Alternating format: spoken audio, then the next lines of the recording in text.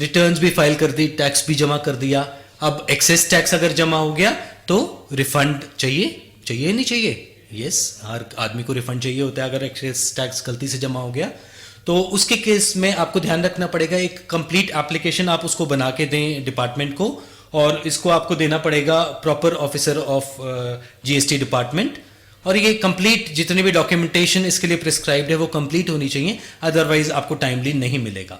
और रिफंड के लिए एक इन्होंने टाइम लिमिट स्पेसिफाई की है जो नॉर्मल सर्कमस्टेंसेज में होगी 2 साल from the end of the relevant date. और अगर आप कहीं प्रोटेस्ट वगैरह में आपने अमाउंट पे किया है तो उस केस में कोई आपकी टाइम लिमिट नहीं होगी। GST impact analysis. अब जीएसटी इतना बड़ा टैक्स रिफॉर्म है, इतना बड़ा चेंज है हमारी प्रेजेंट लॉ से, चाहे वो सर्विस टैक्स हो, चाहे एक्साइज हो, चाहे डिफरेंट वैट लॉज हो, तो बहुत बड़ा हमारे बिजनेस के ऊपर इम्पैक्ट पड़ने वाला है उसका। तो क्या आपने अपने बिजनेस के लिए उसके इम्पैक्ट को स्टडी कर लिया? कहां कहां किस किस डिपार्टमेंट में उसका इम्पैक्ट पड़ेगा? क्या आपने स्टडी कर लिया? नहीं कर लिया तो बिल्कुल इमीडिएटली शुरू कर दीजिए। आप खुद कोशिश करिए, अपने चार्टर्ड अकाउंटेंट्स हैं उनको इन्वॉल्व करिए, क्योंकि ये बहुत ज़रूरी है। कोई भी आपका डिपार्टमेंट है वो इस जीएसटी से इम्पैक्ट होने वाला है। तो कुछ बेसिक डिपार्टमेंट्स हैं जहां आपको इम्पैक्ट पड़ेगा, उनको देख लेते हैं। सबसे पहले आपका कॉस्टिंग में आपके डेफिनेटली बहुत बड़ा फर्क पड़ने वाला है, क्योंकि हो सकता है आपका टैक्स रेट ही चेंज हो जाए। अभी हो सकता है अभी आपका 5% टैक्स पे करते हैं जीएसटी रिजीम में, अगर वो टैक्स 18% हो जाता है तो कितना बड़ा टैक्स का इंपैक्ट आ जाएगा। क्या आपने इसके बारे में सोच लिया?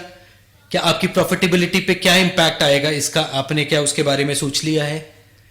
क्या आपका प्रोडक्ट ऐसा है कि कुछ टैक्स बर्डन आप ट्रांसफर कर सकते हैं अपने एसएससी के ऊपर, जो आपका बायर है, कुछ टैक्स लेट से आपका 105 से 118 रुपये आपका प्राइस हो जाता है, तो क्या 105 से 118 तक जो 13 रुपये का अमाउंट बढ़ा है उस कमोडिटी का, तो क्या सारा का सारा आप ट्रांसफर कर सकते हैं टैक्स बर्डन अपने बायर को, या कंपटीशन की वजह से आपको कुछ खुद बियर करना पड़ेगा, या शायद कुछ ऐसे प्रोडक्ट्स हों जहां सारा ही आपको बियर करना पड़ेगा?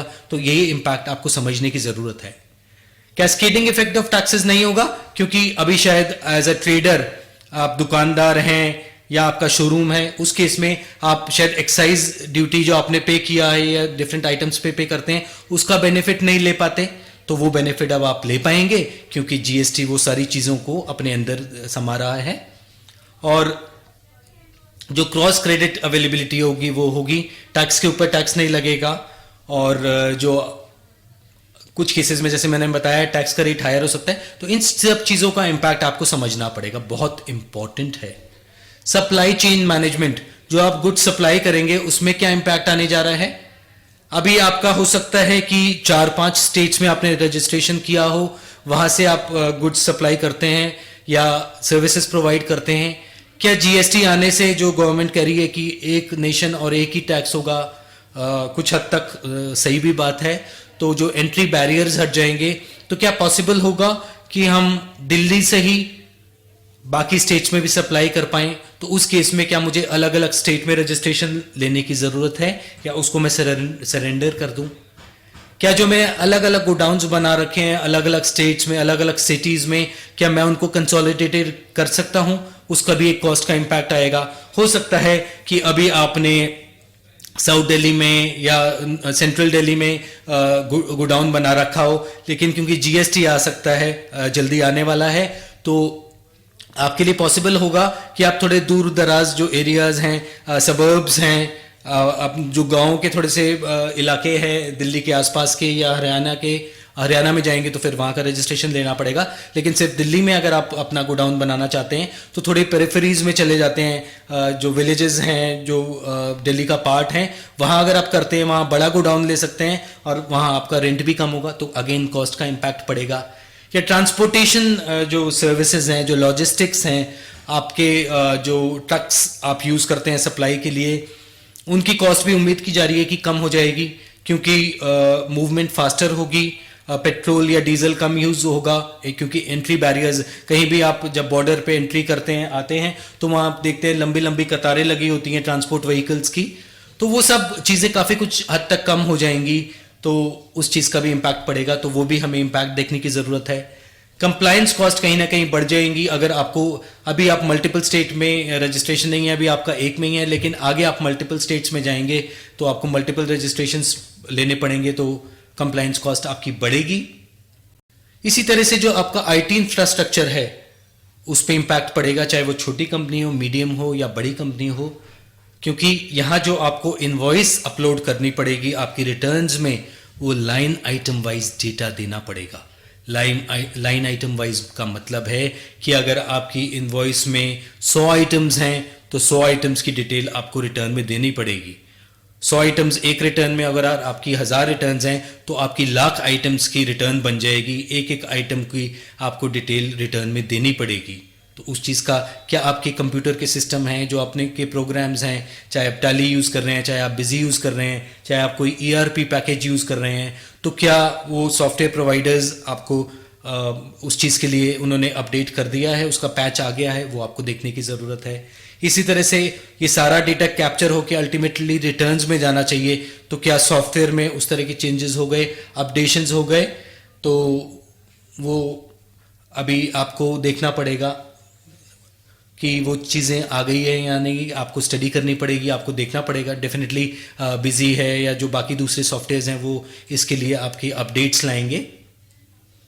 देन जो रिकन्सिलिएशन होगा क्रेडिट्स का, जो इनपुट क्रेडिट आप ले रहे हैं उसका बेनिफिट आउटपुट टैक्स के अगेंस्ट ले रहे हैं, तो वो सब चीज़ों का भी आपको देखना पड़ेगा कि किस तरह से रिकन्सिलिएशंस होंगे। अगर कोई भी सप्लायर का भी ध्यान रखना पड़ेगा, अगर सप्लायर अपनी रिटर्न्स टाइमली अपलोड नहीं करेगा तो आपको इनपुट टैक्स का क्रेडिट नहीं मिलेगा। तो ये सब चीज़ों का भी आपको ध्यान रखना पड़ेगा। आपकी जो इंफॉर्मेशन सिस्टम की रिपोर्टिंग है, जो आपकी रिपोर्ट्स बनती हैं, मंथली क्वार्टरली रिपोर्ट्स बनती हैं, क्या आपका आईटी इंफ्रास्ट्रक्चर सक्षम है उसके लिए, क्या केपेबल है उस सब के लिए आपको कि वो रिपोर्ट्स तैयार हो जाएं जैसे आज की डेट में बनती हैं, उसी तरह से जीएसटी रेजीम में भी क्या वो रिपोर्ट्स प्रॉपरली बन पाएंगी, या आपको उस दिशा में अगले कदम उठाने पड़ेंगे वो देखने के लिए, वो समझने के लिए, या अपने आईटी जो स्टाफ है उसको गाइड करने के लिए। फाइनेंस मैनेजमेंट, फाइनेंस के ऊपर भी इसका बहुत इम्पैक्ट आएगा, क्योंकि अब जो आपके ब्रांच ट्रांसफर्स हैं, जो कंसाइनमेंट ट्रांसफर्स हैं, वो सब भी टैक्सेबल हो जाएंगे। अभी आप अपने दिल्ली की ब्रांच से हरियाणा ब्रांच को माल ट्रांसफ़र करते हैं या वाइस वर्सा, तो उस केस में आपको एफ फॉर्म के अगेंस्ट माल ट्रांसफ़र कर देते हैं, कोई टैक्स नहीं देना पड़ता। जीएसटी रेजीम में आपको हर ट्रांसफ़र पे, इवन अपनी ब्रांच में ट्रांसफ़र में भी टैक्स देना पड़ेगा, और टैक्स देंगे तो उसकी फाइनेंशियल इम्प्लीकेशंस होगी। वो आपकी कॉस्ट तो नहीं है, क्योंकि आगे आपकी जिस ब्रांच ने टैक्स दिया है वो उसका इनपुट क्रेडिट ले पाएगी, लेकिन फंड्स का इन्वॉल्वमेंट तो हो गया। जब माल बिकेगा तभी तो रिकवरी होगी, लेकिन तब तक तो आपका टैक्स आपको पे करना पड़ेगा, वो आपको अपनी जेब से भरना पड़ेगा। तो उस तरह से आपका टैक्स का इम्पैक्ट आएगा। या आपके डिफरेंट अलग अलग रजिस्ट्रेशंस हैं डिफरेंट स्टेट्स में, तो उसमें किसी में हो सकता है इनपुट क्रेडिट पड़ा हो, तो दिल्ली का हरियाणा से तो एडजस्ट नहीं कर पाएंगे, तो वहाँ बेनिफिट पड़ा है, यहाँ टैक्स जमा कराना पड़ेगा। अगेन आपका कैपिटल ब्लॉकेज होगा। या परचेजेस बाय एक्सपोर्ट्स हैं, एग्जेम्प्टेड यूनिट्स वगैरह हैं, उसमें क्या इम्पैक्ट आएगा। या आपके जैसे कंप्यूटराइज्ड सॉफ्टवेयर हैं, उन पे क्या आपको कहीं उसमें अगर कोई डिफरेंट मॉड्यूल लेना पड़ता है या कोई बैक एंड यूटिलिटी लेनी पड़ती है उन चीज़ों के लिए, तो अगेन इसके फाइनेंशियल इम्प्लीकेशंस होंगे। और कंप्लायंसेस हमारी जीएसटी में बहुत ज़्यादा बढ़ने वाली हैं। रिटर्न्स आपने देखा मंथली हमारी कम से कम 3 रिटर्न्स हैं। सो अगर मेरा एक भी रजिस्ट्रेशन है तो मेरी साल की 36 रिटर्न्स हो जाएंगी, और एक एनुअल रिटर्न को भी उसमें इंक्लूड कर लीजिए तो मिनिमम 37 रिटर्न्स हो जाएंगी। कंप्लायंसेस बहुत बढ़ेंगी, और जैसे मैंने कहा कि एक एक इन्वॉइस की, एक एक आइटम की डिटेल आपको इन्वॉइस के अंदर देनी पड़ेगी। तो क्या आप उसके लिए तैयार हैं? क्या आपका जो स्टाफ है सफिशिएंट है, या आपको स्टाफ बढ़ाने की ज़रूरत है? ये सब चीज़ें भी आपको अभी से सोचनी पड़ेंगी, समझनी पड़ेंगी, डिसीजंस लेनी पड़ेंगी। और जितने भी आपकी असेसमेंट्स होंगे वो अलग अलग होंगे। जो आपको डील करना पड़ेगा, हरियाणा की अथॉरिटी से अलग डील करना पड़ेगा, महाराष्ट्र की अथॉरिटी से अलग डील करना पड़ेगा अगर दोनों स्टेट्स में आपका रजिस्ट्रेशन है। तो इस तरह से कंप्लायंसेस काफ़ी ज़्यादा बढ़ जाएंगी। Is it too early to prepare for GST? क्या अभी बहुत जल्दी है जीएसटी सीखने और समझने के लिए? देख लेते हैं जीएसटी में क्या क्या काम करने हैं। अब सवाल आपके आ सकते हैं कि जीएसटी 1 अप्रैल से तो आएगा ही नहीं, लेकिन 1 जुलाई से आ गया या 1 सितंबर से या 16 सितंबर से आ गया, तो क्या आप उसके लिए तैयार हैं? क्योंकि अभी जो कॉन्स्टिट्यूशन में अमेंडमेंट हुआ है उसकी वजह से जो मैक्सिमम डेट है वो 16 सितंबर है, तो उससे पहले पहले तो आना ही आना है। तो क्या अगर इतना लेट भी आता है, जो उम्मीद अभी है कि नहीं, शायद उससे पहले ही आ जाएगा जुलाई वगैरह में, तो आर वी प्रिपेयर्ड अगर तब भी आता है तो? क्या हम जो मॉडल जीएसटी लॉ है, ड्राफ्ट टूल्स आए हैं इनवॉइसेस के फॉर्मेट और बाकी जो रिटर्न्स के फॉर्मेट वगैरह हैं, have we gone through them? क्या हमने वो सब देख लिए हैं? उनमें क्या क्या डिटेलिंग चाहिए, क्या क्या रिक्वायरमेंट्स हैं, उसके लिए क्या अकाउंटिंग सिस्टम में चेंज करने की जरूरत है, जो हमारा इंटरनल एमआईएस सिस्टम है क्या वो चीजें सफिशिएंट हैं ताकि मैं लॉ में जो रिक्वायरमेंट्स हैं उनको फुलफिल कर सकूं? क्या हमने seminars, webinars, e learning modules को एक्सेस किया है ताकि हम अपनी नॉलेज को बढ़ा पाएं?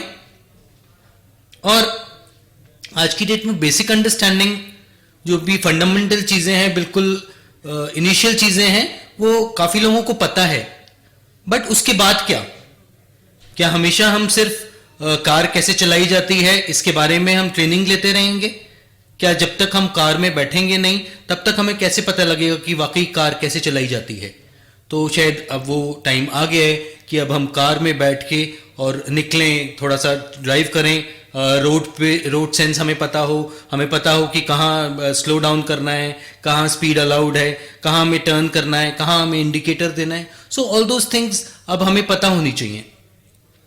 और जैसे ट्रांजिशनल प्रोविजंस की हमने बात करी थी, क्या ट्रांजिशनल प्रोविजंस में जो जो चीज़ें हैं, चाहे वो स्टॉक का इनपुट टैक्स क्रेडिट लेना है, चाहे वो आगे वाले रिजीम में आके हमारी गुड्स रिटर्न होती हैं, उनका क्या जीएसटी का इम्पैक्ट आएगा, या गुड्स अगर हमने बेच रखी हैं जॉब वर्कर को, वहाँ से वापस आती हैं, तो क्या कोई स्पेशल कंडीशंस हैं जिसकी वजह से हमें बेनिफिट मिलेगा जीएसटी का? लाइक कि शायद आपको ये भी पता होना चाहिए कि उसी प्रेमिसेस में वापस आनी चाहिए जहां से गुड्स भेजी गई थी। अगर आप वहां ना मंगा के अपने दूसरे यूनिट में मंगा लेंगे तो आपको बेनिफिट ही नहीं मिलेगा। तो इस तरह की बहुत सारी चीजें हैं ट्रांजिशनल प्रोविजंस में, और इवन अदरवाइज जीएसटी में। इट इज अ ओशन, ये एक सागर है जिसके अंदर आपको जाना है और बहुत नई नई चीजें मिलेंगी, बहुत नई नई बातें पता लगेंगी, बट उसके लिए डेफिनेटली आपको एफर्ट करने की जरूरत है। चेंज मैनेजमेंट, ये सारी जो चीज़ें चेंज होंगी, चाहे वो अकाउंटिंग सिस्टम में चेंजेस आएंगे, चाहे वो सॉफ्टवेयर में चेंजेस आएंगे, चाहे वो रिटर्न के फॉर्मेट्स में चेंज आएंगे, चाहे वो हमें डिसाइड करना है कि हमें एक रजिस्ट्रेशन रखना है, मल्टीपल रखने हैं, गोडाउन्स मल्टीपल रखने की ज़रूरत है, या कुछ कम करके भी काम चल जाएगा। सो ये सब चीज़ों को कैसे हम मैनेज करेंगे, इतने जो बड़े चेंजेस आगे होने जा रहे हैं, तो वो सब भी हमें सोचना पड़ेगा। और इम्पैक्ट हमारे बिजनेस पे क्या होगा जीएसटी का, छोटे से छोटे बिजनेस पे जीएसटी का इम्पैक्ट आएगा, उसको समझना बहुत जरूरी है आज की डेट में। कुछ बेसिक आप खुद समझ सकते हैं, बाकी डिटेल्ड के लिए आपको चार्टर्ड अकाउंटेंट्स को एंगेज करना पड़ेगा, जो बहुत डिटेल में इसका एनालिसिस करेंगे कि आपके बिजनेस पे इसका क्या इम्पैक्ट आएगा, चाहे वो कॉस्टिंग के एंगल से है, चाहे वो सप्लाई चेन मैनेजमेंट है, चाहे वो लॉजिस्टिक्स है, ट्रांसपोर्टेशन की बात करें, तो ये सारी चीज़ें बहुत, अकाउंटिंग सिस्टम में, सॉफ्टवेयर सिस्टम में बहुत सारी चीज़ें हैं जो अब हमें समझने की ज़रूरत है। और बिना समझे ऑब्वियसली जब आ जाएगा GST, then we'll be nowhere, तो बहुत मुश्किल हो जाएगा। एकदम से कंसल्टेंट्स भी आपके बिजी होंगे, आपको भी इतना समझ नहीं आएगा, इमीडिएटली 1 महीना खत्म होते ही 10 तारीख तक रिटर्न्स भी जानी होंगी, तो इसके लिए तैयारी तो पहले से करनी पड़ेगी। दैट इज वाई एब्सोल्युटली ये तो आप कह ही नहीं सकते कि इट इज टू अर्ली, बल्कि मैं तो कहूंगा कि ये लेट है, लेकिन आज भी अगर हम शुरुआत कर दें तो प्रोबेबली हम शायद आगे बढ़ सकते हैं और जीएसटी में कामयाबी पा सकते हैं। So this was all I wanted to share with you about GST. GST के बारे में मैंने ब्रीफली आपको बताया, जो आपको एक बेसिक अंडरस्टैंडिंग के लिए डेफिनेटली हेल्प करेगा। अगर आप ये डिटेल्ड जीएसटी समझना चाहते हैं तो सेमिनार्स वगैरह डिफरेंट होते हैं, और ये वेबटिल ने अपना ई लर्निंग मॉड्यूल भी लॉन्च किया है, जिसमें आप जिसको सब्सक्राइब करके आप डिटेल्ड लेक्चर्स इसमें रिकॉर्ड होंगे, या जो भी लेटेस्ट अपडेट्स हैं, जो भी चेंजेस हैं लॉ में, वो सब चीज़ें आपको एक ही जगह मिल जाएंगी। क्योंकि मुश्किल है अलग अलग साइट्स पे जाना, या अलग अलग ईमेल्स हैं, या आप आर्टिकल्स कॉपी पेस्ट करके रखते हैं, तो वो बहुत मुश्किल है आपके लिए। जब आपको ज़रूरत होगी तब शायद आपको नहीं मिलेगा। यहाँ वेबटेल के ई लर्निंग मॉड्यूल में आपको सारे अपडेटेड लेक्चर्स मिलेंगे और जो भी रेलेवेंट डेटा है, जो भी रिसोर्सेज हैं, लॉ हैं, रूल्स हैं, प्रोविजंस हैं, वो सब आपको ऑथेंटिकेटेड सोर्स की मिलेंगी और बाकी लेक्चर्स में एक सिंपल लैंग्वेज में आपको एक्सप्लेन किया जाएगा। Thank you very much for a very patient hearing. आपने इतना ध्यान से सुना, इसके लिए बहुत बहुत धन्यवाद आपका।